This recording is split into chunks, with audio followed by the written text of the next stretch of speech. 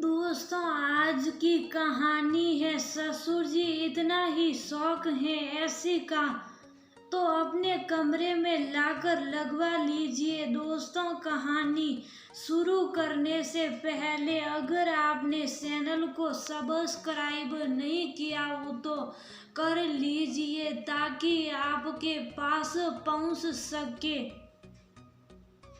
हर नया वीडियो। पापा जी, मम्मी जी, ये क्या तरीका है? आप दोनों हर समय मेरे कमरे में क्यों बैठे रहते हैं? इस घर में कोई प्राइवेसी नहीं है।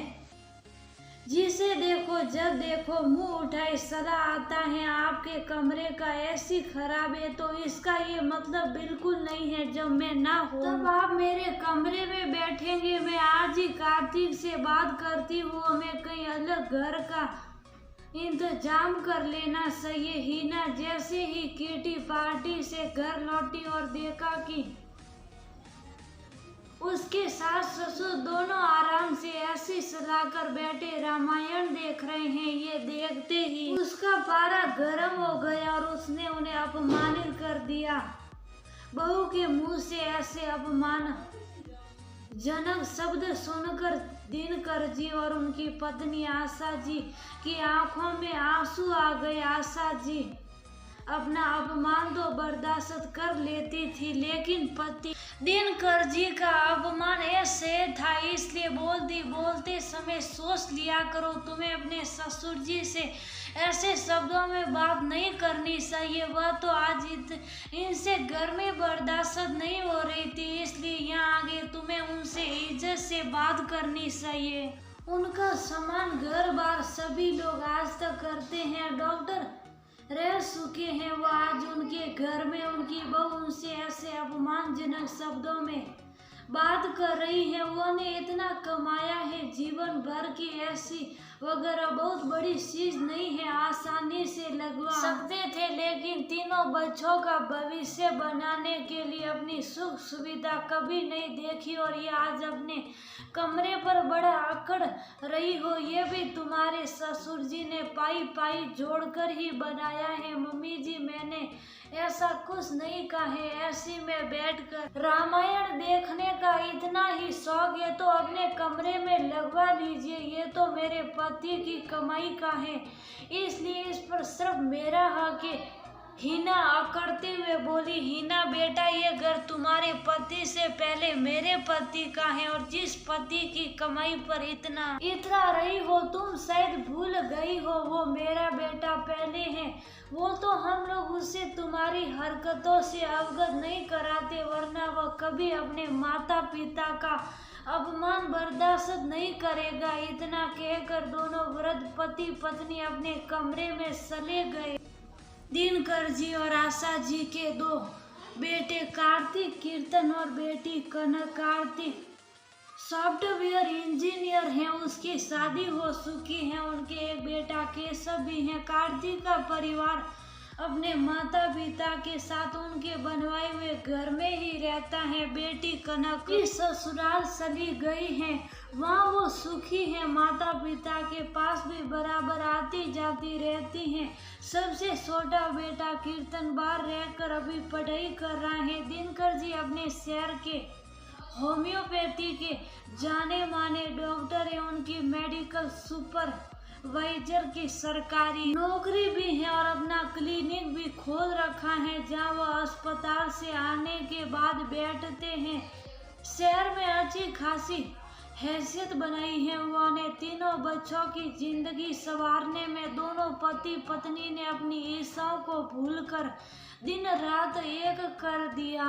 आजकल उनकी तबीयत नासाज रहती है तो घर पर ही आराम कर रहे। दिनकर जी हमेशा अपनी पत्नी से कहते, देखना आज हम बच्चों के लिए कर रहे, कल बुढ़ापे में यही बच्चे हमारे लिए करेंगे। तुम चिंता मत करो, हमारा बुढ़ापा बहुत बढ़िया गुजरेगा।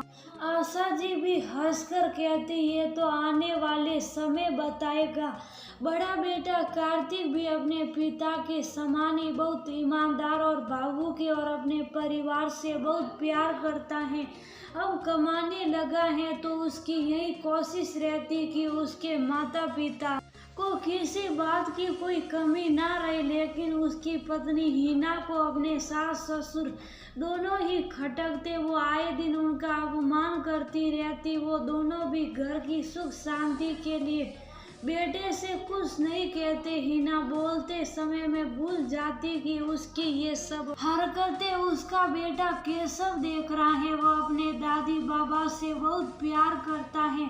उसे माँ का दादी बाबा से इस तरह बोलना पसंद नहीं आता, लेकिन बच्चा है तो कुछ कह नहीं पाता। एक दिन उसने अपने पिता कार्तिक से रात में पूछा, पापा आप अपने मम्मी पापा से प्यार नहीं करते? मैं दुनिया में सबसे ज़्यादा प्यार अपने माता पिता से ही करता हूँ, क्योंकि वो मेरे लिए भगवान से पहले आते हैं। उन्होंने खुद कष्ट सहकर हम भाई बहन को सारी सुख सुविधा देकर इस काबिल बनाया है कि आज हम अपने पैरों पर खड़े हैं। लेकिन तुम ऐसा क्यों पूछ रहे हो?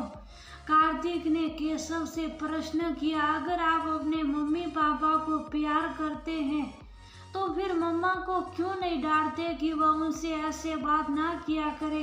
क्या किया आपकी मम्मा ने? केशव ने उस दिन वाला पूरा वृत्तांत अपने पिता से कह सुनाया। कार्तिक केशव के मुंह से ये सब सुनकर दंग रह गया कि वह तो समझता था कि उसकी पत्नी उसके माता पिता की इज्जत करती है, उनकी देखभाल करती है, लेकिन वह तो उनके साथ दुर्व्यवहार कर रही है। उसने तुरंत हिना को आवाज लगाई और पूछा, केशव क्या कह रहा है? उस दिन तुमने मम्मी पापा को अपमानित करके अपने कमरे से बाहर निकाल दिया। हिना बड़ी सी ढिठाई से बोली, उन लोगों ने भी अपनी सारी हदें पार कर दी हैं। वो मेरे कमरे में क्यों बैठे आकर? और मैंने सिर्फ अपनी बात कही है। फिर रुक कर बोली, ओ तो माता पिता ने बेटे से बहू की सुंगली कर दी। जुबान संभाल कर बात करो हिना, वो मेरे जन्मदाता हैं और ये घर उनका है। हम लोग उनके साथ रहते, वो जहाँ चाहे बेझिझक आ जा सकते। तुम उन्हें रोकने वाली कौन होती हो? अगर तुम्हें इतनी ही परेशानी है उनसे तो तुम कहीं भी जा सकती हो, लेकिन मैं अपने माता पिता को वृद्धावस्था में अकेला छोड़कर कहीं नहीं जाऊंगा। और एक बात हमेशा याद रखना, केशव तुम्हारी हर बात नोट करता है। कल को कहीं ऐसा ना हो कि वह भी तुम्हारे साथ वही करे जो तुम आज मेरे बूढ़े माता पिता के साथ कर रही हो। इंसान को उसके बुरे कर्म शुद्ध समेत वापस मिलते हैं।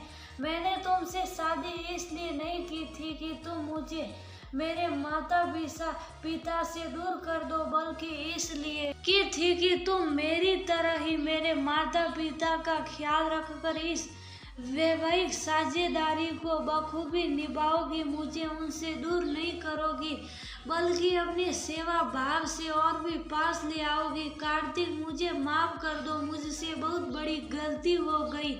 आगे से मैं कभी भी उनसे ऐसे बात नहीं करूंगी। और केशव बेटा प्लीज तुम भी अपनी मम्मा को माफ कर दो। कार्तिक जब तक कुछ बोलता तब तक उसके माता पिता वहाँ आ गए और बोले, कार्तिक सुबह का भूला अगर शाम को घर आ जाए तो उसे भूला नहीं कहते। हिना माफी मांग रही है, उसे माफ कर दो। हम लोग तो बस तुम्हारा सुखी संसार देखना चाहते हैं और कुछ नहीं। कार्तिक और हिना उनके शरणों में झुक गए और उन्होंने गले लगा लिया। जिस माता पिता का कार्तिक ऐसा बेटा और केशव ऐसा पोता, तो उनके साथ तो कभी कुछ गलत हो ही नहीं सकता। आजा केशव अपने दादू के पास। केशव उछलता हुआ अपने दादू और दादी के गले से चिपक गया और दोनों सू से